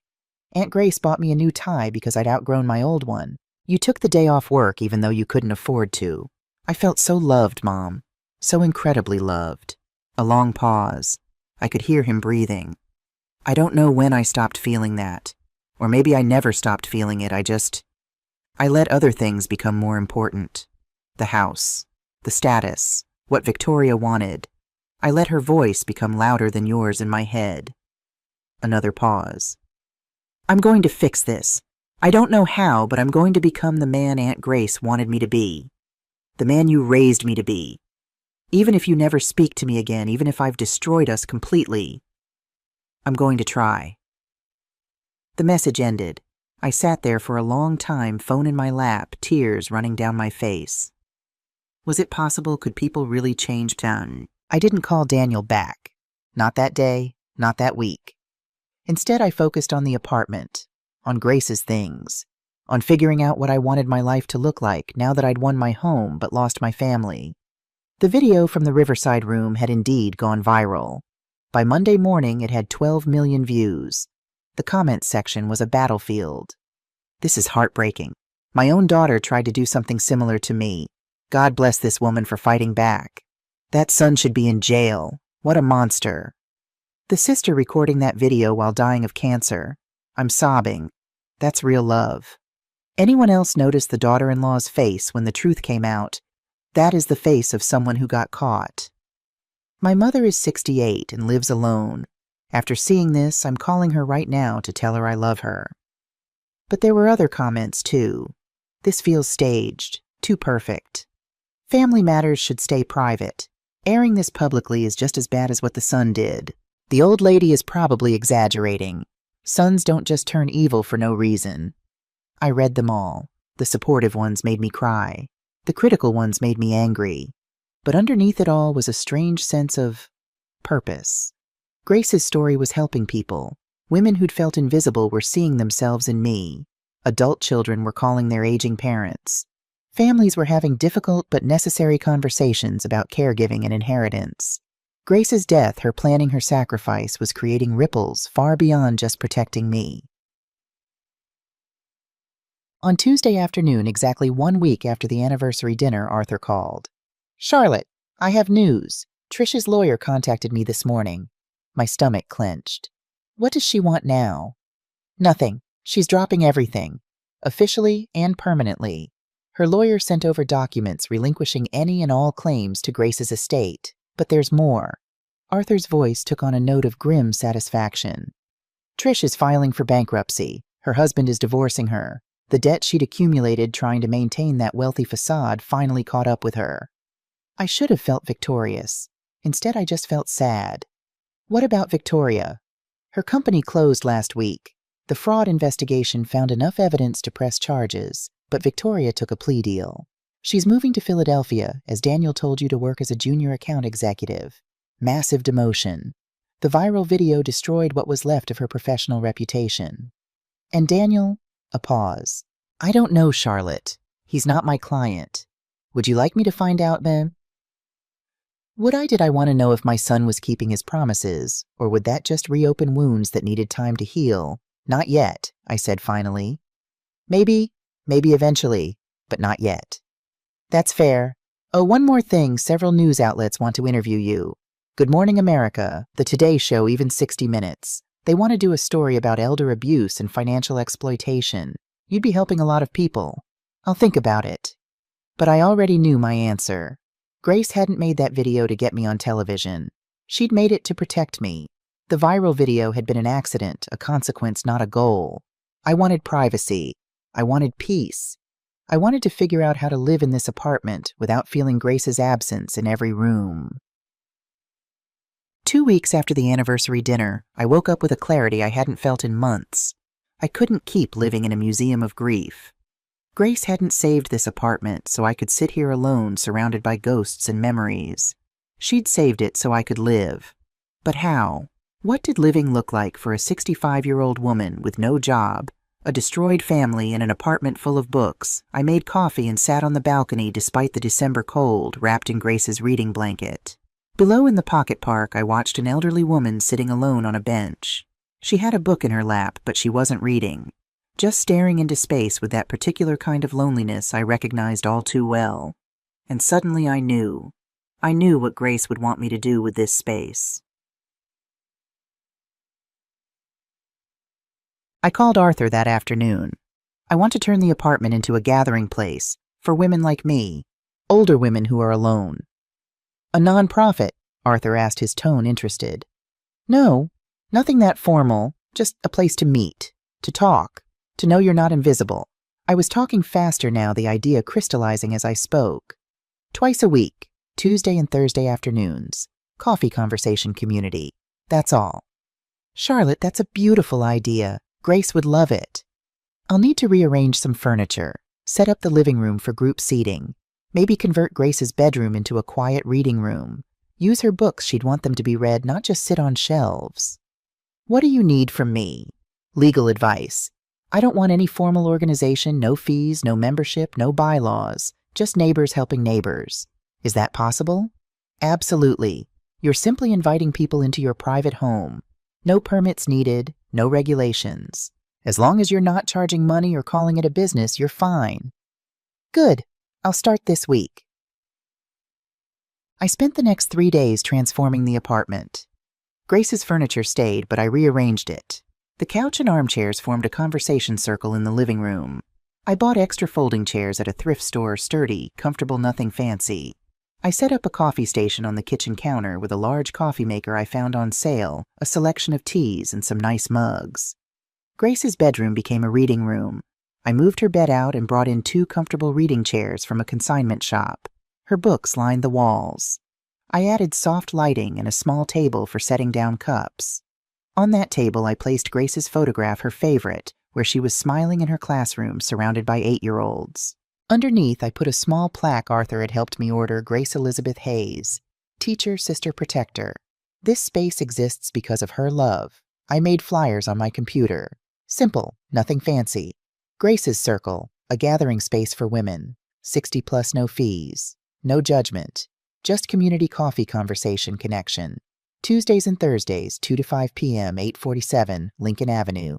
Apt 3, I posted them at the community center, the library, the local senior center, even the grocery store bulletin board. Then I waited. The first Tuesday I made coffee at 1:30, set out cookies I'd baked that morning using Grace's recipe, and sat on the couch nervously. 2 o'clock came and went. No one. 2:15. Still no one. At 2:20 I started to feel foolish. What had I been thinking? That women would just show up at a stranger's apartment for coffee. Then the doorbell rang. I opened it to find a small, nervous-looking woman with silver hair and kind eyes. "I saw your flyer at the library," she said hesitantly. "I'm Helen Rodriguez. I hope I'm not too late."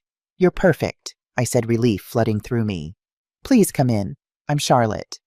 Helen stepped inside, looking around the apartment with appreciation. "What a lovely space. All these books. They were my sister's. She was a teacher. She passed away a year ago. This was her apartment. Now it's mine." Helen's eyes softened with understanding. "I'm sorry for your loss. My husband died 3 years ago. I thought I was prepared to be alone. I wasn't." We sat in the living room. I poured coffee. We talked. Helen had been a nurse for 40 years. She had 2 daughters who lived in California. They video called once a week, but never visited.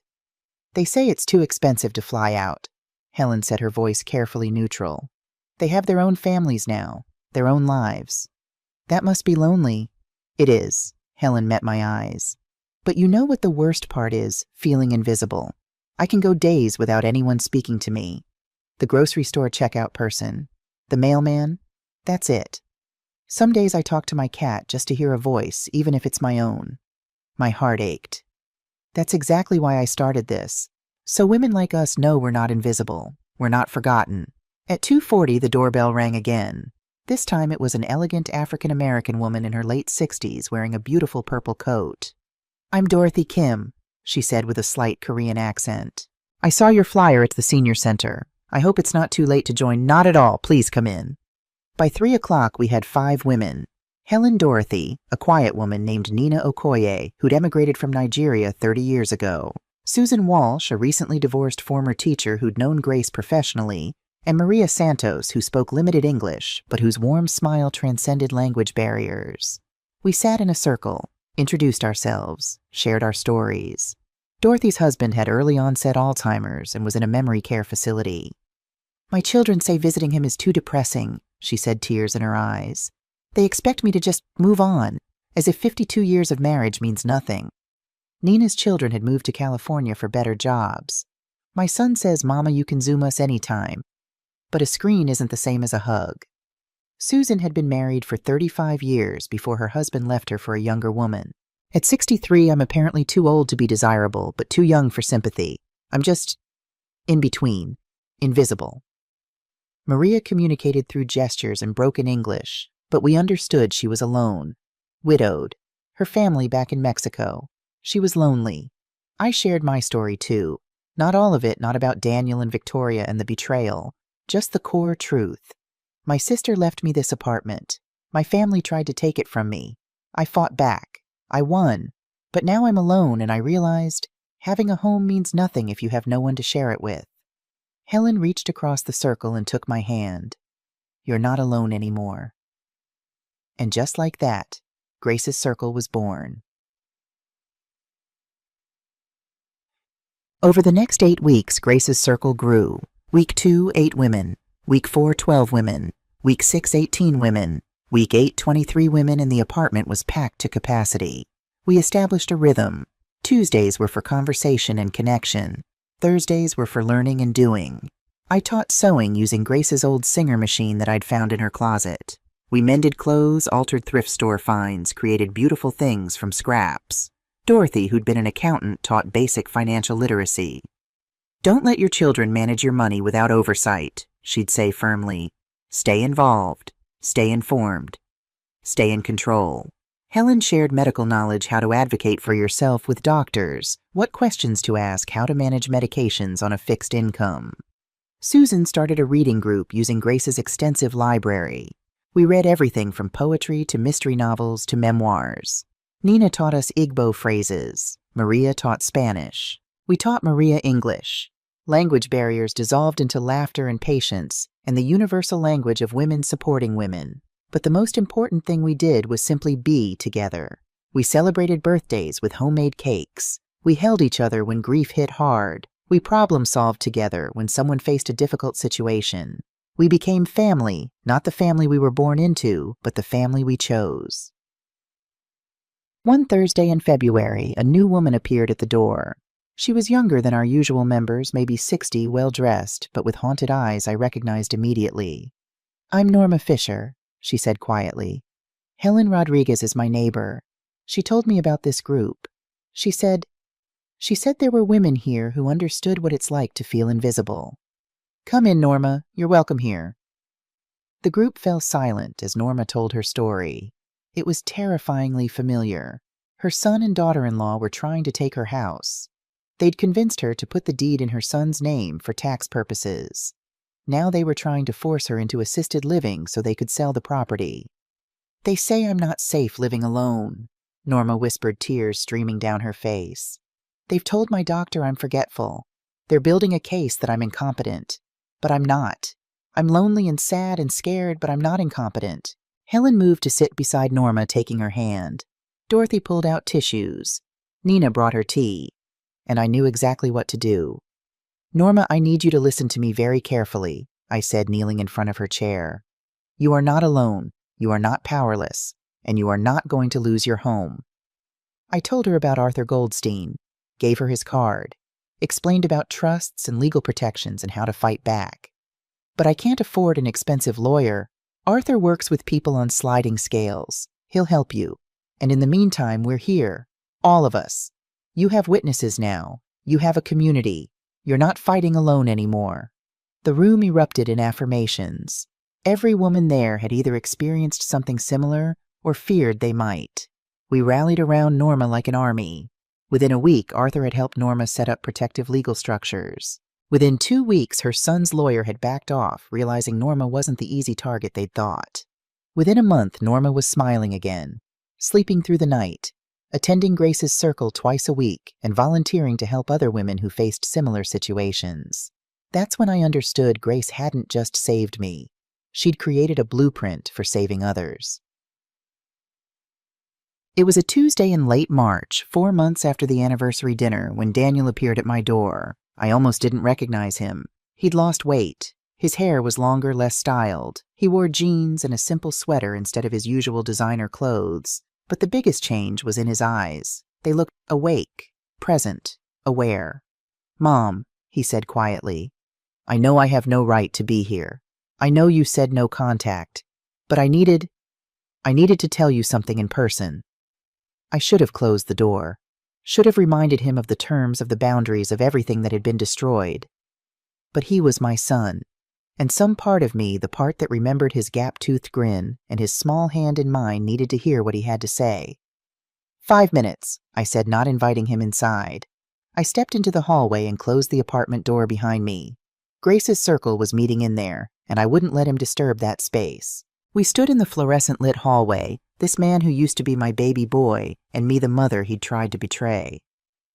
"I've been in therapy 3 times a week since December," Daniel began. "Dr. Wu is helping me understand how I let Victoria manipulate me, how I confused material success with actual worth, how I became exactly what Aunt Grace warned me not to be." He pulled out his phone, showed me an app. "This is my therapy attendance log. I haven't missed a single session. I'm also in a support group for adult children who've damaged relationships with their parents." "Daniel, please let me finish." His voice was raw with emotion. "I'm not here to ask for forgiveness. I don't deserve it. I'm here because Dr. Wu says part of recovery is taking accountability without expecting anything in return. So I'm here to say I'm sorry. I'm sorry for plotting against you. I'm sorry for putting money over family. I'm sorry for forgetting every lesson you and Aunt Grace ever taught me. I'm sorry for becoming my father." Tears ran down his face, but he didn't wipe them away. "I know you've started something beautiful here. Helen Rodriguez's grandson is my friend from college, Marcus. He told me about Grace's Circle, about how you've created this community for women who feel invisible. Mom, that's incredible. That's exactly what Aunt Grace would have wanted. How did you know about—" "Marcus visits his grandmother every week now. Because of your group, he realized he'd been neglecting her. He told me what you're doing, and I just—" Daniel's voice broke. "I'm so proud of you, Mom, and so ashamed of myself." We stood in silence. Down the hall, someone's television played too loudly. The elevator dinged. "I'm not ready," I said finally.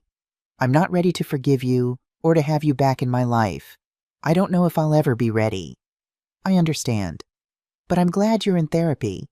I'm glad you're trying to change. That matters, Daniel. It doesn't fix what happened, but it matters." He nodded, wiping his eyes. "Can I ask one thing? Not now, but someday when you're ready, if you're ever ready, could we maybe have coffee? Just to talk. I don't want to be your son again, not yet. I haven't earned that. But maybe we could be 2 people who used to know each other trying to figure out if there's anything worth rebuilding." I thought about Grace, about her fierce protection and her capacity for love, about how she'd believed people could change if they truly wanted to. "Maybe," I said. "Someday. Not now, but maybe. That's more than I deserve. Thank you, Mom." He turned to leave, then paused. From his backpack, he pulled out a photo album. "I found this in my storage unit. Photos of you, me, and Aunt Grace when I was little. I thought you might want them. Memories of when I was the person she believed I could be." He set the album on the floor between us and walked away. I watched him go, this stranger with my son's face, then picked up the album and went back inside. That evening, after everyone had left, I sat on the couch with the photo album Daniel had brought. Inside were pictures I'd forgotten existed. Daniel at age 5 hugging Grace's legs at the park. Daniel at 7 showing Grace a painting he'd made at school. Daniel at 10, Grace helping him with a science project. And there near the back, a photo from Daniel's 8th grade graduation, the one he'd mentioned in his voicemail. Grace and I standing on either side of Daniel, all 3 of us beaming. Daniel wore the tie Grace had bought him. I wore my best dress. We looked happy, complete. When had that boy become the man who'd tried to steal my home? Or more accurately, had that boy ever really existed? Or had he always been capable of betrayal? And Grace and I just chose to see the best in him. Dr. Wu would probably say the truth was somewhere in between. That people aren't purely good or evil, just complex and flawed and capable of both tremendous love and terrible harm. I closed the album and looked around the apartment, at the circle of chairs where Grace's circle met, at the reading room that had been Grace's bedroom, at the walls covered with photographs of women who'd become my family. Grace had saved this apartment for me, but in doing so, she'd given me something far more valuable a purpose. I wasn't just Charlotte Hayes' betrayed mother grieving sister. I was Charlotte Hayes, creator of communities, protector of women who felt invisible. Grace's legacy wasn't just this apartment. It was the ripples of love and protection spreading outward, changing lives, preventing other families from destroying each other the way mine nearly had. My phone buzzed. A text from an unknown number. "Hi, Mrs. Hayes. This is Marcus Rodriguez, Helen's grandson. She talks about you constantly. I just wanted to say thank you for giving her a place to belong. She was so isolated after Grandpa died. Now she's happy again. You're doing something really special." I replied, "Thank you, Marcus. Your grandmother is a treasure. We're lucky to have her." Another text, this one from Arthur. "Just heard from Norma Fisher's lawyer. Her son has dropped all attempts to get guardianship. She's safe. That's 5 women you've helped protect now, Charlotte. Grace would be so proud." 5 women. 5 women who would have lost their homes, their freedom, their dignity, if not for Grace's circle, if not for women supporting women, if not for the community Grace's sacrifice had made possible. I walked to the mantel to Grace's photograph with the plaque beneath it. "We did it, Grace," I whispered. "We're fighting back. Not just for me, but for all of us." The apartment was quiet, except for the hum of the refrigerator and the distant sounds of the city outside. But it didn't feel empty. It felt full of the love that had been shared here, the tears that had been shed, the laughter that had echoed off these walls. I was 65 years old. My son had betrayed me. My cousin had tried to rob me. My family had shattered. But I wasn't alone. I had Helen and Dorothy and Nina and Susan and Maria and Norma and 18 other women who chose me as their family, who showed up twice a week, not because they had to, but because they wanted to, because we'd created something real and necessary and beautiful.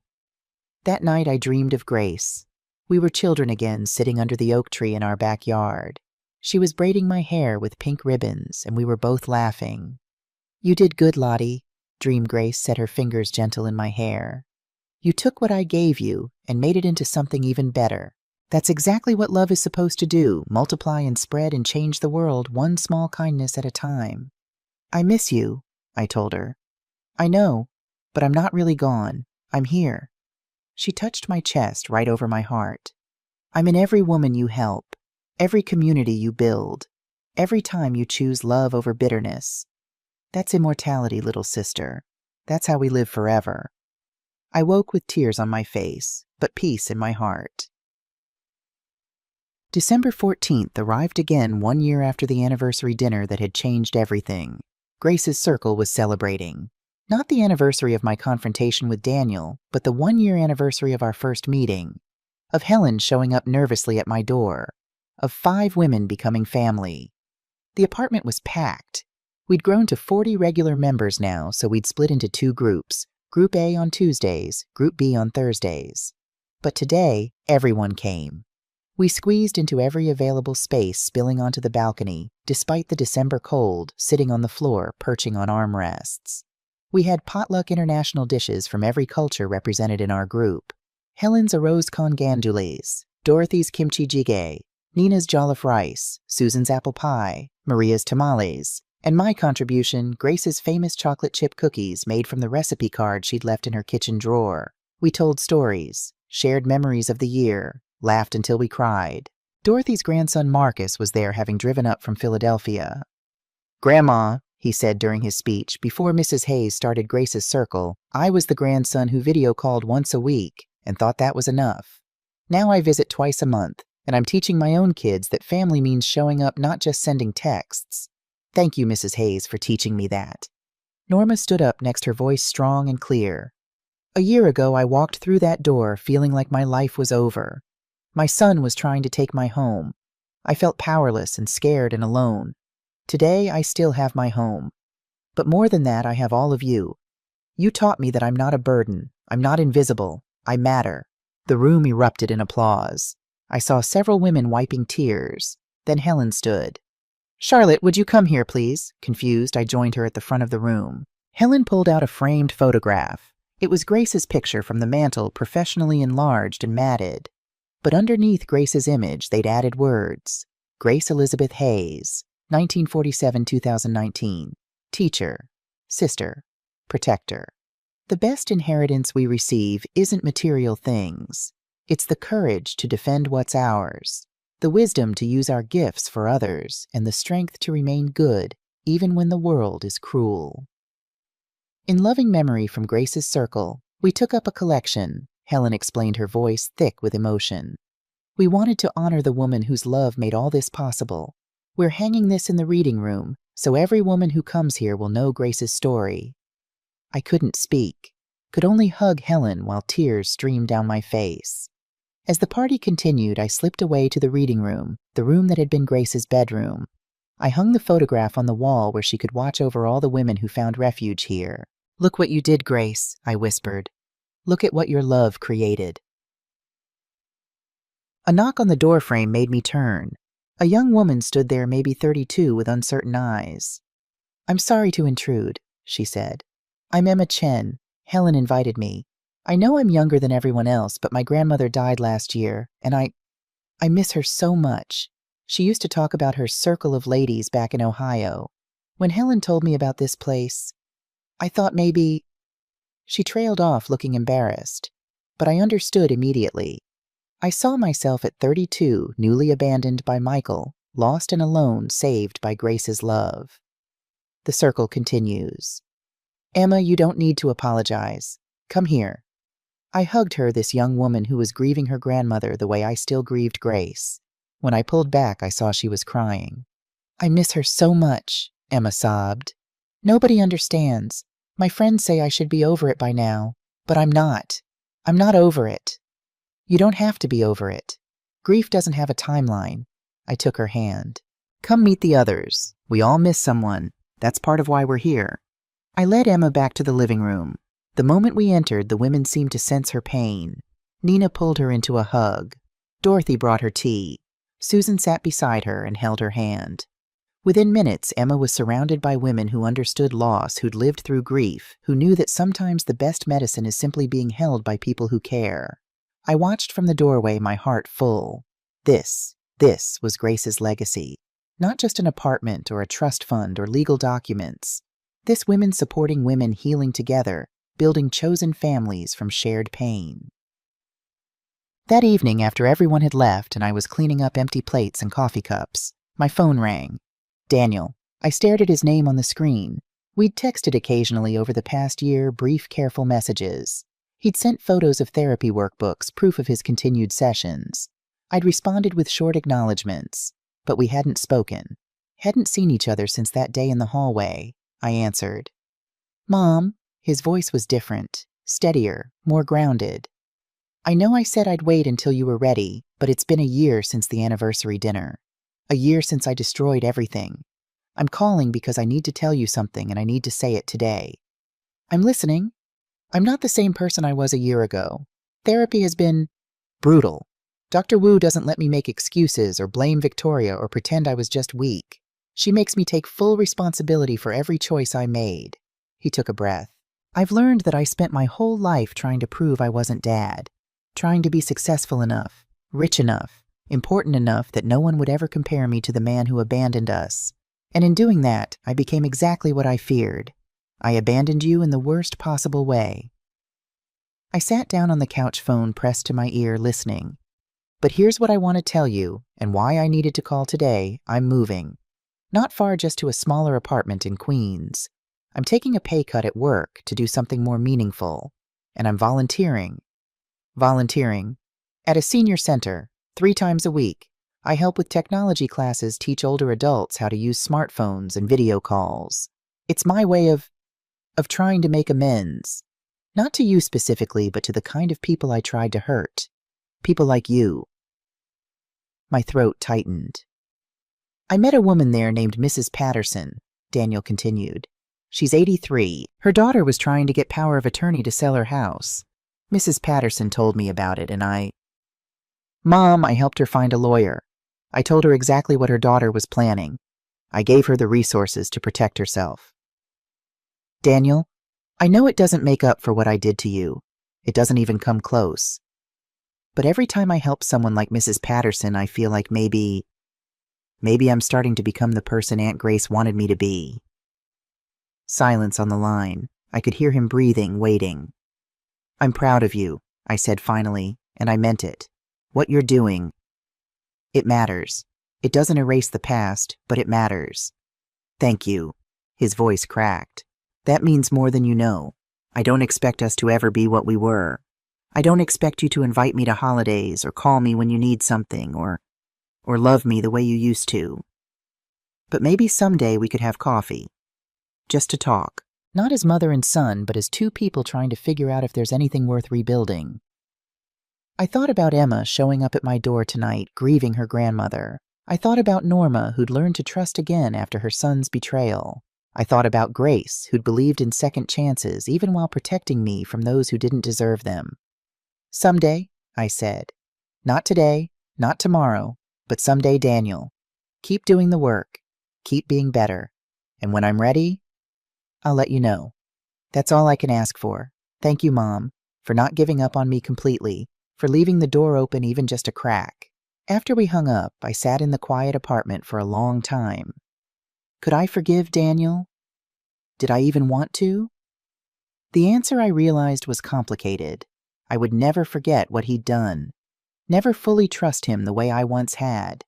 Never return to that innocent mother-son relationship we'd had before Victoria, before greed, before betrayal, But perhaps with time, with consistent action, with proof that he'd truly changed, we could build something new, something honest, something real, even if it was smaller and more fragile than what we'd lost.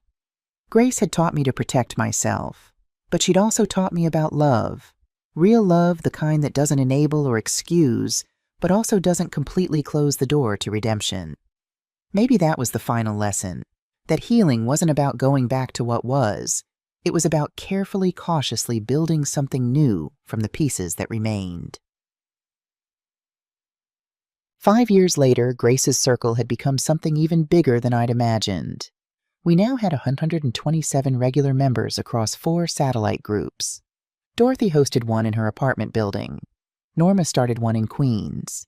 Helen's daughter in California, inspired by her mother's transformation, started a West Coast chapter. Arthur Goldstein, now 77, volunteered as our legal advisor, helping women set up trusts and protective documents.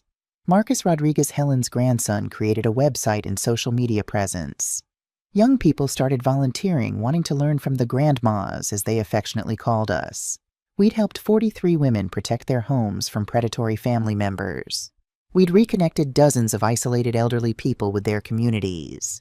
We'd created a model that was being replicated in 6 states. And through it all, Grace's photograph hung in the reading room, watching over women who needed to know they weren't invisible, weren't forgotten, weren't alone.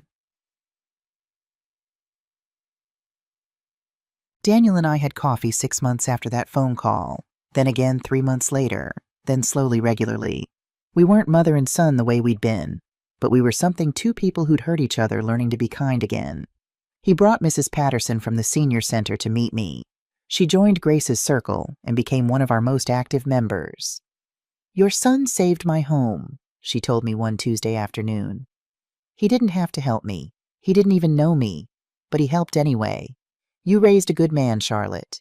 He made mistakes, terrible mistakes, but he's trying to be better. That counts for something. It did count for something. Not everything, but something." I'm 70 years old now. My hair is completely silver. My hands have age spots that tell stories of survival. Financially, I live modestly. Grace's apartment is rent stabilized, and my Social Security covers the basics. The women in Grace's Circle insist on contributing to coffee and supplies, though I never ask. But I'm happy. Genuinely deeply happy in a way I never thought possible after everything that happened, because I learned the most important lesson Grace tried to teach me. True wealth isn't in what you accumulate, it's in what you share. Not in what you keep, but in what you give. Not in the blood that binds you to people, but in the love you choose to offer.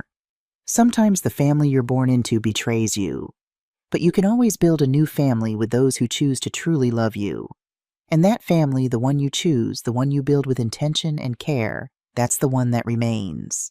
Every Tuesday and Thursday when my apartment fills with laughter and conversation and the aroma of fresh coffee, I feel Grace's presence. Not as a ghost, but as a living legacy. Her love multiplied 40-fold, 80-fold, 100-fold, spreading out in ripples that touched lives we'd never meet. The greatest revenge against those who try to destroy you isn't returning their darkness. It's building something so beautiful from the ashes of their betrayal that their shadows can never touch your light. That's what Grace taught me. That's what I'm teaching others.